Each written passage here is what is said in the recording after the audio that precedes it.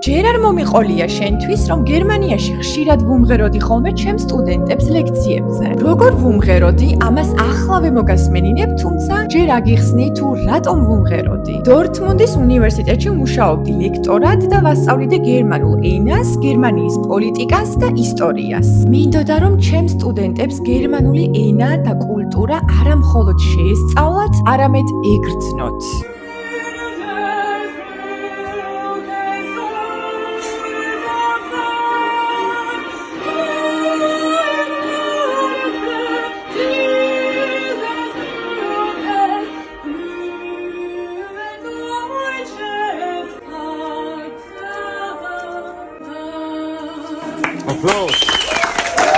ყოლია ლექტორი ან მასწავლებელი, რომელმაც დიდი კვალი დატოვა შენზე და არასდროს დაგავიწყდება? გამიზიარე შენი ისტორია კომენტარებში.